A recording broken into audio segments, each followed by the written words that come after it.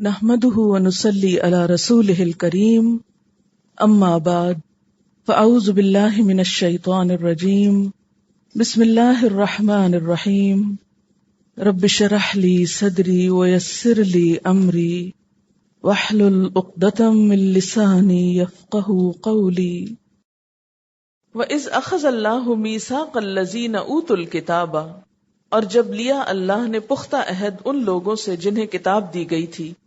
کیا عہد لیا تھا؟ لَتُبَيِّنُنَّهُ لِلنَّاسِ، البتہ تم ضرور بیان کرو گے اس کو لوگوں کے لیے۔ کس کو؟ اس کتاب کو جو انہیں دی گئی تھی۔ وَلَا تَكْتُمُونَهُ، اور نہ تم چھپاؤ گے اس کو۔ لیکن انہوں نے کیا کیا؟ فَنَبَذُوهُ، تو پھینک دیا اس کو۔ کس کو؟ کتاب کو بھی اور عہد کو بھی، یعنی بھول گئے۔ کہاں پھینک دیا؟ وراء ظہورہم، اپنی پیٹھوں کے پیچھے، یعنی اس کو بالکل اگنور کر دیا اور اسے پس پشت ڈال دیا۔ اس کے ساتھ ساتھ اور کیا کیا؟ واشتروا بہ ثمنا قلیلا، اس کو تھوڑی قیمت کے عوض بیچ ڈالا۔ فبئس ما یشترون، کتنا برا کاروبار ہے جو یہ کر رہے ہیں۔ یہ کیسی بری خرید و فروخت ہے جو دین میں جاری ہے۔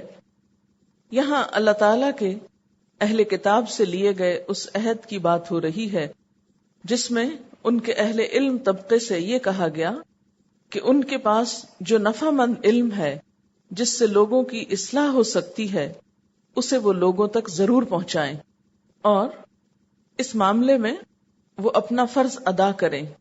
مثلا اس عہد کا حوالہ تورات اور انجیل میں کچھ یوں بیان ہوا ہے، باب استثناء میں، یہ کوٹیشن ہے تورات کی۔ اس لیے میری ان باتوں کو تم اپنے دل اور جان میں محفوظ رکھنا، اور نشان کے طور پر ان کو اپنے ہاتھوں پر باندھنا، اور وہ تمہاری پیشانیوں پر ٹیکوں کی مانند ہو، اور تم ان کو اپنے لڑکوں کو سکھانا، اور تو گھر بیٹھے اور راہ چلتے اور لیٹتے اور اٹھتے وقت انہی کا ذکر کیا کرنا، اور راتوں کو اپنے گھر کی چوکھٹوں پر اور اپنے پھاٹکوں پر لکھا کرنا۔ یعنی اس عہد کا ذکر ان کی کتابوں میں ملتا ہے۔ عہد کا تقاضا کیا ہے کہ جو علم تمہیں دیا گیا ہے اسے چھپا کے نہیں رکھ دینا، بلکہ اس کو آگے بیان کرنا۔ لیکن انہوں نے اس عہد کو نبھانے کی بجائے کیا کیا؟ فَنَبَذُوهُ وَرَاءَ ظُهُورِهِمْ، اسے اپنی پیٹھ پیچھے پھینک دیا، اس کا پاس نہ کیا، اور اس کی بجائے اس کے ذریعے مال کمانا شروع ہو گئے۔ اب دیکھیں کہ دنیاوی فائدوں کی خاطر علم کو چھپانا یا علم کو بیچنا یہ ایک سنگین جرم ہے۔ یہود جو کچھ کرتے رہے وہ پیچھے آپ پڑھ چکے ہیں۔ بہت سی آیات کو چھپایا انہوں نے، مثلا ایسی آیات کو جس میں حضور صلی اللہ علیہ وسلم کی آمد کی خوشخبری دی گئی تھی، اسی طرح رجم سے متعلق آیات کو جس کا ذکر آپ پیچھے پڑھ چکے ہیں۔ اسی طرح انہوں نے اپنی کتاب میں لفظی اور مانوی تحریف کی، اس کو بدل ڈالا۔ پھر اسی طرح دوسروں کا مال بٹورنے کی خاطر لیس فی الامیین سبیل کا ایک فلسفہ گھڑ لیا، یعنی اہل عرب کے معاملے میں ہم سے کوئی پوچھ گچھ نہیں ہوگی، امیوں کے بارے میں ہم سے کوئی پوچھ نہیں ہوگی۔ اسی طرح سود سے ان کو منع کیا گیا تھا، تو دنیا کی محبت میں مبتلا ہو کر وہ خوب سود خوری کرنے لگے اور جائز ناجائز ہر طریقے سے دوسروں کا مال ہڑپ کرنے لگے۔ اسی طرح وہ غلط فتوے دے کر پیسے بٹورتے تھے۔ تو یہاں ان کی انہی حرکات کا ذکر ہو رہا ہے، یعنی پیچھے تفصیل آئی، یہاں ایک خلاصہ آ رہا ہے سورت کے اختتام پر کہ اہل کتاب نے اپنی ذمہ داری کو کس طرح بھلا دیا اور اسے ادا نہ کیا۔ بات یہ ہے کہ آسمانی مذاہب یا آسمانی کتاب کے حامل جب بھی کسی گروہ پر زوال آتا ہے تو ان میں ایسی عادات نظر آتی ہیں کہ وہ اللہ کا نام لینا تو نہیں چھوڑتے، دین کا نام تو لیتے ہیں، لیکن ان کے ہاں دین کی روح نظر نہیں آتی۔ وہ زبان سے نہیں کہتے کہ ہمارا اس کتاب سے کوئی تعلق نہیں، لیکن عملی طور پر وہ ایسے کام کرتے ہیں کہ حقیقت میں ان کے ہاں دین نام کی کوئی چیز نہیں ہوتی، اور دین کو وہ پس پشت ڈال دیتے ہیں۔ آج اگر ہم اپنے بارے میں دیکھیں تو ہمیں کیا حکم دیا گیا، کیا حکم ملا ہے ہم کو؟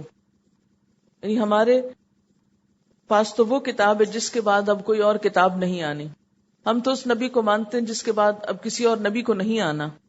تو یہ ذمہ داری کہ لوگوں کے اندر خیر کو عام کیا جائے، نیکی کا حکم دیا جائے، برائی سے روکا جائے، یہ اب کس کی ہے؟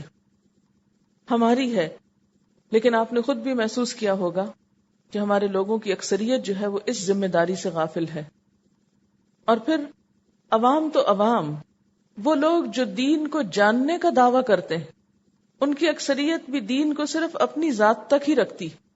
بہت سے ایسے لوگوں کو دیکھا گیا ہے جنہوں نے 9 سال مدارس میں علم حاصل کیا، اپنی زندگی لگائی، لیکن اس کے بعد اس کو ایک طرف رکھ کر بالکل دنیا میں کھو کر رہ گئے. بالکل ایسے ہی جیسے دنیاوی تعلیم کے ساتھ بسا اوقات ہم حشر کرتے ہیں کہ کئی سال لگا کر ایک شخص ڈاکٹر بنتا ہے، اور خصوصاً خواتین، اس میں بے پناہ وقت، عمر، سرمایہ خرچ ہوتا ہے، لیکن سب کچھ سیکھنے کے بعد جب شادی ہو جاتی ہے، بچے پیدا ہو جاتے ہیں، تو سارے علم کو ایک طرف رکھ کے بھلا دیا جاتا ہے اور بالکل ایک دوسری ہی لائن اختیار کر لی جاتی. بہت سے لوگوں کو آپ نے دیکھا ہوگا کہ وہ محض چند پیسے زیادہ کمانے کی خاطر ڈاکٹری پڑھنے کے بعد کچھ دوسرے پیشوں کو اختیار کر بیٹھے کہ ان کی اس لائن میں سیٹسفیکشن نہیں تھی. حالانکہ اس میں سب سے بڑی سیٹسفیکشن کیا ہے؟ مال کا کمانا یا حاصل کرنا نہیں، عوام کی خدمت، غریبوں کی مدد. لیکن کوئی بھی شخص قربانی دینے کو تیار نہیں ہوتا، جس کے نتیجے میں آپ دیکھیں کہ بہت سارے مریض اپنی جان سے ہاتھ دھو بیٹھتے ہیں کہ ان کے لیے کوئی میڈیکل کیئر نہیں. بہت سے لوگ جہالت میں مبتلا ہیں کہ ان کو کوئی دین کی بات بتانے والا نہیں. یعنی اگر آپ مجموعی طور پر دیکھیں تو اس ساری جہالت کا سبب کیا ہے؟ ذرا تھوڑا سا اس کو گہرائی میں جا کے سوچیے کہ کیوں ایسا ہو رہا ہے. یہ کہہ رہی ہے کہ آخرت میں یقین نہیں، مال کی محبت میں ہو رہا ہے، دنیا کی ہوس. جو کوئی اچھی بات یا کام ہے اس کو اپنی ذات تک ہی محدود رکھتے ہیں، آگے نہیں لے جاتے. اس بات کا شعور نہیں رہا کہ اللہ کے پاس جا کر جواب دینا ہے. افسوس کی بات تو یہ کہ مذہب تو ایک طرف انسانیت کے درجے سے بھی نیچے جا گرے. حضور صلی اللہ علیہ وسلم نے ایمان کا معیار کیا قرار دیا تھا کہ خدا کی قسم تم میں سے کوئی شخص اس وقت تک مومن نہیں ہو سکتا جب تک اپنے مسلمان بھائی کے لیے وہ پسند نہ کرے جو اپنے لیے پسند کرتا ہے. ہمارے کتنے دوہرے معیار ہیں. برائی ہم کو بری ہی نہیں لگتی، برائی کے بارے میں بے حس ہوتے جا رہے ہیں. روز تو اخبار بھرا ہوتا ہے بری بری خبروں سے، اسے پڑھ پڑھ کے تو ہم اتنے سنگ دل ہوتے جا رہے ہیں کہ گویا یہ برائی رہی نہیں. غلطی کو غلطی ماننے پہ تیار نہیں، گناہ کو گناہ سمجھنے پہ تیار نہیں، برائی کو برائی کہنے پہ تیار نہیں. اگر کوئی بتائے تو کہتے ہیں کہ سب کر رہے ہیں، اس لیے دوسروں کے کرنے سے ان کا کرنا بھی حلال ہو جاتا ہے.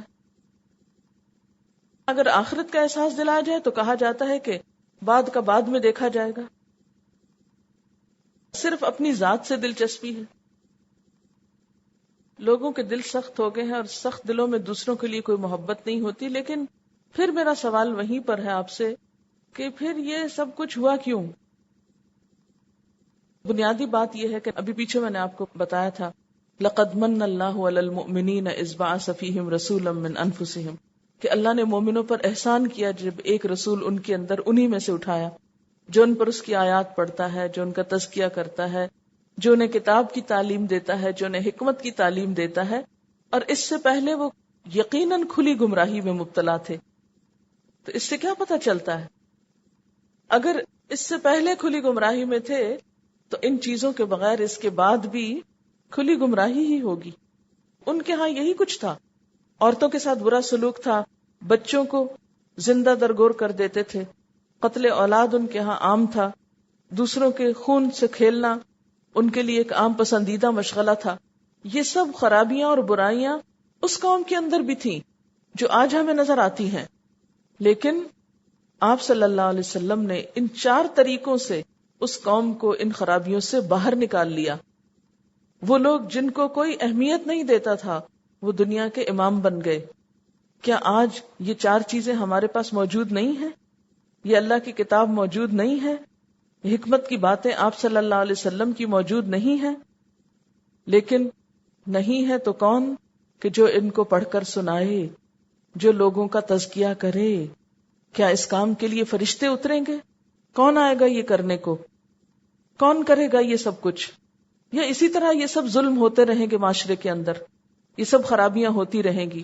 اور آپ کو معلوم ہے کہ جب خرابیاں پھیلتی ہیں تو پھر وہ صرف دوسروں تک نہیں رہتی، وہ آگ جو لگتی ہے کسی جگہ پر، ہو سکتا ہے وہ بڑھتے بڑھتے ہم تک بھی پہنچ جائے. جب معاشرے میں ایک وبا پھیلتی ہے تو وہ صرف چند مخصوص لوگوں تک نہیں ہوتی. مثلا آندھی چلتی ہے تو وہ صرف چند لوگوں کے گھروں میں جا کر نہیں مٹی پھینکتی، بلکہ وہ ہر ایک کو اپنی لپیٹ میں لے لیتی ہے. تو اب آپ مجھے یہ بتائیے کہ اگر حل موجود ہے، سولوشن ہے، یعنی پرابلمز ہم دیکھ رہے ہیں، سولوشن بھی موجود ہے، لیکن کرے گا کون؟ ان کے نام بتائیے، کرے گا کون یہ کام؟ اب تو کوئی جواب ہی نہیں ہے. لیکن کسی بھی کام کے کرنے کے لیے تیار ہونا پڑتا ہے، وہ سب چیزیں اپنے اندر لانے پڑتی.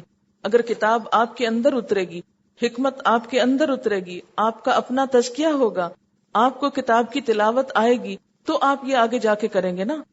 اگر آپ نے اپنے اندر یہ سکلز ڈیولپ ہی نہیں کی تو آپ دوسروں کو کیا بتائیں گے؟ پھر تو آپ کچھ نہیں کر سکتے. دین کو ہم نے اپنا فخر تو بنا لیا ہے، لیکن اپنا درد نہیں بنایا، اس کو اپنی زندگی کا حصہ نہیں بنایا. بس صرف ہم فخریہ طور پر مسلمان ہیں کہ ہم بہت نیک لوگ ہیں اور ہماری شفاعت ہو جائے گی کیونکہ ہم نے کلمہ پڑھ رکھا ہے. تو بنی اسرائیل کا قصور کیا تھا کہ وہ بھی تو یہی کچھ کر رہے تھے. اللہ نے وعدہ لیا اس کتاب کو تمہیں لوگوں تک پہنچانا ہے، لَتُبَيِّنُنَّهُ لِلنَّاسِ، یہ لوگوں کے لیے ہے. اور پھر ساتھ تاکید سے فرمایا وَلَا تَكْتُمُونَهُ، اور اس کو چھپانا نہیں. آج آپ بتائیے کہ ہمارے لوگوں کے لیے کتاب کتنی عام ہوئی. آج بھی اگر قرآن کو عوام تک لے جانے کی کوشش کی جائے تو آپ دیکھیں راستے میں کتنی مخالفتیں آتی. وہ کہتے ہیں نہیں یہ کتاب عوام کے لیے نہیں، یہ تو علماء کے لیے. یہاں کیا کہا جا رہا ہے؟ لَتُبَيِّنُنَّهُ لِلنَّاسِ، اس کو لوگوں کے لیے بیان کرو گے. ٹھیک ہے، اگر لوگ ڈائریکٹ نہیں سمجھ سکتے تو اسے بیان کرنے ہی کی تو بات ہو رہی ہے. وَلَا تَكْتُمُونَهُ، اور پھر فرمائے اسے چھپاؤ گے نہیں.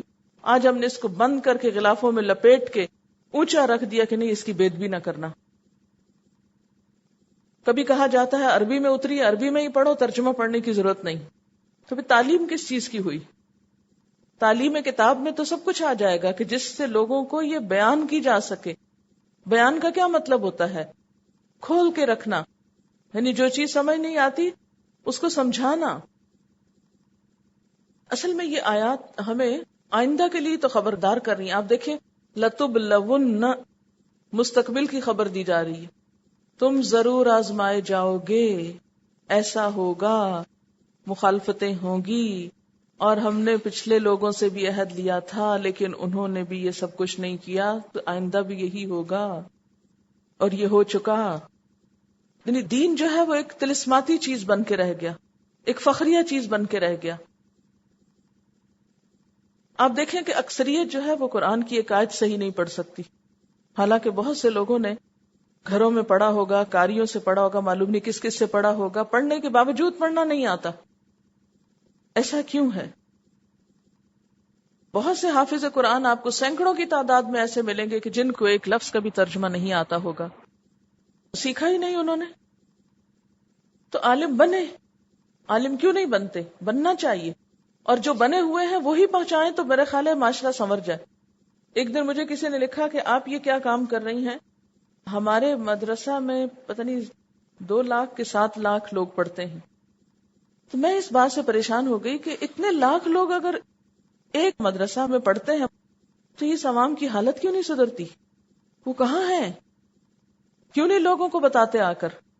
اور ان کو سب سے بڑی مشکل ہم پر پڑی ہوئی ہے کہ آپ کیوں بتا رہے ہیں. یعنی سوچنے کی بات ہے نا. تو یہ بات میں اس لیے آپ سے بھی کر رہی ہوں کہ جب آپ یہ کام کریں گے تو لَتُبْلَوُنَّ فِي أَمْوَالِكُمْ وَأَنفُسِكُمْ، ان آزمائشوں سے پالا پڑے گا، واسطہ پڑے گا. وَلَتَسْمَعُنَّ مِنَ الَّذِينَ أُوتُوا الْكِتَابَ مِنْ قَبْلِكُمْ وَمِنَ الَّذِينَ أَشْرَكُوا أَذًى كَثِيرًا، اور بہت سی اذیت والی باتیں بھی سننا ہوگی. ایسی باتوں کے جواب میں کیا کرنا ہے؟ کوئی نیگیٹو ریئیکشن نہیں، کوئی جواب نہیں. وَإِن تَصْبِرُوا وَتَتَّقُوا، صبر اور اپنی مزید اصلاح کہ جہاں کوئی تنقید کرے فوراً اپنے اندر جھانک کے دیکھیں میری غلطی کہاں ہے، اس کی اصلاح کر لیں. بسا اوقات حسد میں کوئی ایسی تنقید آپ پہ کر جاتا ہے جو آپ کا دوست آپ کو نہیں بتاتا کہ آپ کے اندر کیا خامی. تو کسی بھی تنقید یا کرٹیسزم کو کبھی اپنے لیے برا نہ سمجھے، اس کو کھلے دل سے لیں، اس کو خوشی سے قبول کریں کہ چلو کسی نے تو بتایا، اگر اپنے اندر غلطی ہے تو ٹھیک کر لیں، اور اگر نہیں ہے تو خاموشی اختیار کر لیں. وَإِن تَصْبِرُوا وَتَتَّقُوا فَإِنَّ ذَلِكَ مِنْ عَزْمِ الْأُمُورِ. اور جب اللہ نے پکا وعدہ لیا ان لوگوں سے جنہیں کتاب دی گئی تھی، کیا وعدہ لیا؟ لَتُبَيِّنُنَّهُ لِلنَّاسِ، کہ تم ضرور بیان کرو گے اس کو لوگوں کے لیے، وَلَا تَكْتُمُونَهُ، اور نہ تم چھپاؤ گے اس کو، بند کر کے نہیں رکھو گے. لیکن انہوں نے کیا کیا؟ دنیا کی محبت میں اس کو بیچنے بچانے لگ گئے، اور اس پر عمل اور اس کی خدمت اور اس کا بیان اور اسے لوگوں تک پہنچانا، اس کو سب بھول بھلا گئے. فَنَبَذُوهُ وَرَاءَ ظُهُورِهِمْ وَاشْتَرَوْا بِهِ ثَمَنًا قَلِيلًا، اور اس کے عوض حقیر پیسے لینے لگ گئے، یعنی اس کو ایک کاروبار بنا لیا. فَبِئْسَ مَا يَشْتَرُونَ، کتنا برا ہے جو کاروبار وہ کر رہے ہیں. لا تحسبن الذين يفرحون بما أتوا ويحبون أن يحمدوا بما لم يفعلوا ولا تحسبن الذين، اور نہ تم سمجھو ان لوگوں کو، یفرحون جو خوش ہو رہے ہیں، بما اتوا ساتھ اس کے جو انہوں نے کیا یا وہ لائے، ویحبون اور وہ پسند کرتے ہیں. کیا پسند کرتے ہیں؟ ان یحمدوا، کہ وہ تعریف کیے جائیں. کس بات کی؟ بما لم یفعلوا، اس کی جو انہوں نے کیا نہیں، یعنی جو کام انہوں نے نہیں بھی کیے اس پر بھی ان کو کریڈٹ دیا جائے، ان کی تعریف کی جائے. فلا تحسبنہم، تو مت سمجھو ان کو، بمفازۃ من العذاب، عذاب سے بچنے والے، عذاب سے کامیاب ہونے والے. مفازتن کا لفظ فے واو زے سے ہے. فازہ کا مطلب ہوتا ہے کسی مصیبت سے بچ جانا اور ساتھ ہی کسی پسندیدہ چیز تک پہنچنا، سلامتی کے ساتھ بھلائی حاصل کر لینا. مفازہ کا ایک معنی نجات اور پناہ کی جگہ بھی ہے، یعنی انہیں نجات کی کوئی جگہ یا پناہ کی کوئی جگہ نہ ملے گی، وہ مصیبت سے بچ نہ سکیں گے. وَلَهُمْ عَذَابٌ أَلِيمٌ، اور ان کے لیے دردناک عذاب ہے. اس آیت کے شان نزول میں آتا ہے، ابن عباس کہتے ہیں کہ آپ صلی اللہ علیہ وسلم نے یہود کو بلا بھیجا اور ان سے دین کی کوئی بات پوچھی تو انہوں نے حق کو چھپایا، اصل بات نہ بتائی اور غلط بات بتائی. پھر سمجھے کہ ہم آپ کے نزدیک قابل تعریف ٹھہرے، یعنی آپ کو بتایا تو ہے اور حق بات بھی چھپا لی. تو اس پر یہی آیت نازل ہوئی کہ یہ جو اتنے کلیور بن رہے ہیں کہ سچ بات بھی نہیں بتائی، آپ کو دھوکہ بھی دیا، اور پھر آپ سے غلط بیانی پہ تعریف بھی چاہتے ہیں کہ اس جھوٹ پہ ان کی تعریف بھی کی جائے. اسی طرح ایک اور روایت میں آتا ہے، حضرت ابو سعید خدری فرماتے ہیں کہ آپ صلی اللہ علیہ وسلم کے زمانے میں چند ایسے منافق تھے کہ جب آپ جہاد پر جاتے تو وہ پیچھے رہ جاتے اور خوش ہوتے، پھر جب آپ واپس آتے تو قسمیں کھا کر طرح طرح کے بہانے بناتے، اور یہ بات انہیں اچھی لگتی تھی کہ ان کے ناکردہ کاموں پر ان کی تعریف ہو. انہی کے بارے میں یہ آیت نازل ہوئی. یعنی اس کے دو پس منظر بتائے جا رہے ہیں. ایک تو یہ کہ یہود نے غلط بیانی پہ تعریف چاہی، حق بتایا بھی نہیں اور غلط بیانی پہ چاہا کہ ہم کو اچھا کہا جائے، اور دوسرا یہ کہ منافقین جہاد پر نہ جاتے اور کیا چاہتے کہ نہ جانے کے باوجود ان کے بہانوں پر ان کی تعریف کی جائے، ان کو بھی مال غنیمت میں حصہ دیا جائے.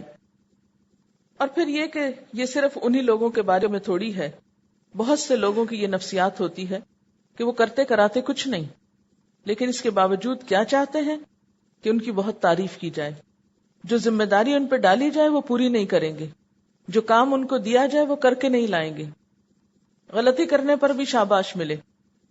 تو یہ ایک عام نفسیات ہے کہ بہت سے لوگ کیا چاہتے ہیں کہ ان باتوں پہ تعریف ملے جو انہوں نے کیا ہی نہیں. تو ایسے میں دنیا میں تو کسی کی آنکھوں میں خاک یا دھول جھونکی جا سکتی ہے، لیکن اللہ تعالی تو ہر حقیقت سے واقف ہے، اس کو تو کوئی دھوکہ نہیں دے سکتا۔ اس لیے آپ دیکھیں کہ دنیا میں اگر کوئی چھوٹا سا کام کر کے بہت بڑی تعریف بھی مل گئی آپ کو، چھوٹی سی کوشش پر بہت بڑا کریڈٹ مل گیا، بہت بڑا آنر مل گیا آپ کو، بہت ناموری ہو گئی آپ کی، بہت شہرت مل گئی آپ کو، بہت انعام مل گیا آپ کو، بہت سرٹیفکیٹ مل گیا آپ کو، تو یہ دنیا کی حد تک تو شاید کچھ کام دے جائیں، اللہ کے ہاں ان کی کوئی ویلیو نہیں۔ وہاں تو کسی پر ذرے برابر بھی ظلم نہ کیا جائے گا، وہاں تو ہر شخص کے ایک ایک عمل کو گنا جائے گا، اور ہر عمل کا نہ صرف ظاہر دیکھا جائے گا بلکہ اس کے پیچھے چھپی ہوئی نیتوں تک کو دیکھا جائے گا کہ کون کیا کر کے آیا، کون کیا لے کر آیا۔ وہاں تعریفوں سے کام نہیں چلے گا۔ آج اگر ہم نے اپنے پورے گھر میں اپنی ڈگریاں سجا رکھی ہوں اور وہ مبنی ہو دھوکے، فریب، فراڈ پر، کیونکہ آپ نے دیکھا کہ بہت سے لوگ ایسے کام کاروبار بھی کرتے ہیں کہ پڑھتے پڑھاتے کچھ نہیں، امتحان نہیں دیتے اور جھوٹی سندیں حاصل کر لیتے۔ بسا اوقات ایسے حکیم دیکھے گئے ہیں کہ جو جھوٹی سندیں لے کر بہت کاروبار چلا رہے ہوتے۔ دنیا والوں کو تو ایسے لوگ دھوکہ دے سکتے، قیامت کے دن ایسی سند اور ایسی ڈگری اور ایسا آنر اللہ کے ہاں بچا نہ سکے گا انسان کو۔ یہاں اگر ہم نقل کر کے کچھ لکھ لکھا کے اسائنمنٹ دے دیں یا پرچہ حل کر لیں اور فل مارکس لے لیں، سب سے شاباش تو شاید مل جائے، سب تو بہت تعریف کر دیں، کوئی گریڈ مل جائے، لیکن اللہ کے ہاں ان نمبروں کی، اس آنر کی کوئی ویلیو نہیں۔ وہاں تو یہ دیکھا جائے گا کہ کون کوشش کتنی کرتا رہا، کس نے محنت کتنی کی، کس کا جذبہ کتنا تھا، کس کا شوق کتنا تھا۔ تو فرمایا کہ تم ان لوگوں کو عذاب سے محفوظ نہ سمجھو جو اپنے کرتوتوں پہ خوش ہیں اور چاہتے ہیں کہ ایسے کاموں کی تعریف انہیں حاصل ہو جو فی الواقع انہوں نے نہیں کیے۔ حقیقت میں ان کے لیے دردناک سزا تیار ہے، تعریف تو کیا الٹا ان کے لیے عذاب تیار ہے۔ اب دیکھیں کہ یہ دھوکے کا کاروبار ہر طرف بہت چمک رہا ہے۔ بہت سے لوگ اپنی دنیا بنانا چاہتے ہیں، نام دین کا لے رہے ہوتے ہیں۔ بسا اوقات مقصود کچھ اور ہوتا ہے، ظاہر کچھ اور کیا جا رہا ہوتا ہے۔ دنیاوی مقاصد کے لیے ساری دوڑ دھوپ کرتے ہیں اور نام آخرت کا لگا دیتے ہیں، یہ تو ہم تو آخرت کی جزا کے لیے سب کچھ کر رہے ہیں۔ اب ہو سکتا ہے کہ لوگوں کو پتہ ہی نہ چلے، لوگوں کو کیا دلچسپی کہ آپ کس کے لیے کر رہے ہیں، لیکن وقتی طور پر آپ کسی کی نگاہوں میں بہت شریف بننے کے لیے ان کو دھوکہ دے بھی دیں تو اللہ کے ہاں شدید پکڑ ہوگی، اللہ کے ہاں نہ بچ سکیں گے۔ پھر اسی طرح بعض لوگوں نے کیا کر رکھا ہے، دین میں خود ساختہ رسمیں ایجاد کر رکھی، من گھڑت دین ایجاد کر رکھا ہے جس کی کوئی اصل نہیں، اور اس کے اوپر دین کا لیبل لگا رکھا ہے۔ اب ایسی رسموں پہ چل کے، ایسے کام کر کے جن کی کوئی حقیقت نہیں، کوئی اصل نہیں دین میں، ہم اگر خوش ہوتے بھی رہے کہ ہم نے بہت دین کے کام کر لیے تو اللہ کے ہاں اس کی کوئی ویلیو نہیں۔ اب دیکھیں ہمارے جینے مرنے پہ بے شمار رسمیں ایسی ہیں کہ جو ہماری خود ساختہ ہیں، دین میں اس کی کوئی اصل نہیں، لیکن آپ نے دیکھا ہوگا کہ دھوم دھڑکے سے لوگ وہ سب رسمیں کر رہے ہوتے ہیں اور بتاتے کیا ہے کہ یہ ہم اللہ کے نام پہ کر رہے ہیں اور دین کے نام پہ کر رہے ہیں۔ تو دنیا میں ہو سکتا ہے کہ ایسی دینداری کی بہت شہرت ہو جائے، لیکن اللہ کے ہاں اس کی کوئی ویلیو نہیں۔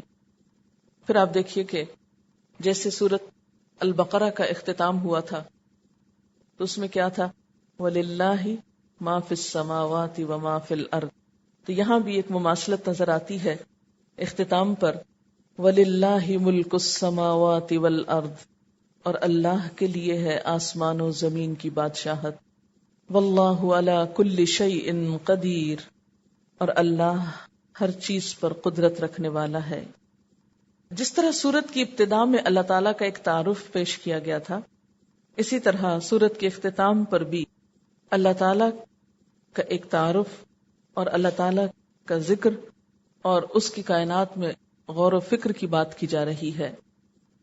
ان فی خلق السماوات والارض، یقیناً آسمان و زمین کی پیدائش میں، واختلاف اللیل والنہار، رات اور دن کے اختلاف میں، لآیات، البتہ نشانیاں ہیں، کھلے دلائل ہیں، لِأُولِي الْأَلْبَابِ، عقل والوں کے لیے. کون ہیں وہ عقل والے؟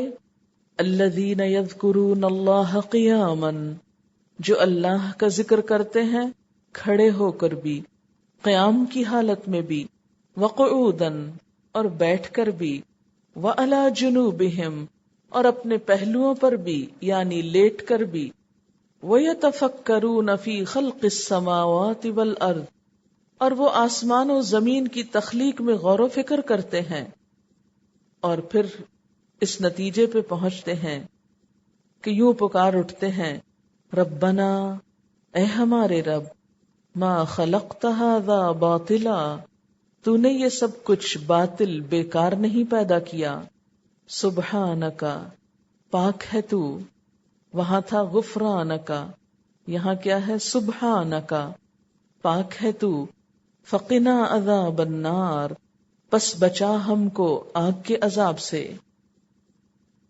نبی صلی اللہ علیہ وسلم جب رات کو تہجد کے لیے اٹھتے تو وضو سے پہلے یہ آیات آخر سورت تک تلاوت فرماتے. یہ بخاری کی روایت ہے. صحیح ابن حبان اور ابن عساکر میں ہے کہ عطا بن ابی رباح حضرت عائشہ رضی اللہ تعالی عنہا کے پاس تشریف لے گئے اور کہا کہ آن حضور صلی اللہ علیہ وسلم کے حالات میں سے سب سے عجیب چیز جو آپ نے دیکھی وہ مجھے بتائیے. حضرت عائشہ نے فرمایا کہ آپ کی کس شان کو پوچھتے ہو، ان کی تو ہر شان ہی عجیب تھی. ہاں ایک عجیب واقعہ سناتی ہوں.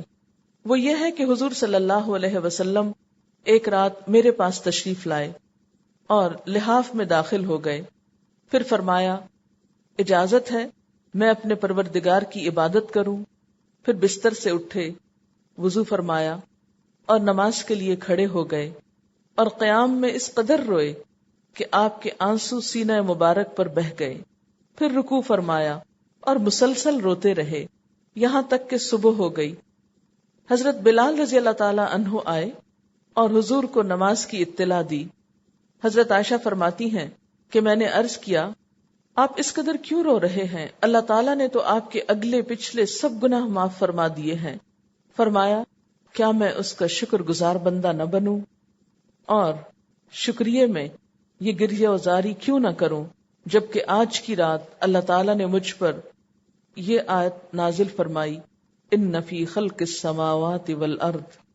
اس کے بعد آپ نے فرمایا بڑی تباہی ہے اس کے لیے جس نے ان آیتوں کو پڑھا اور ان میں غور نہ کیا.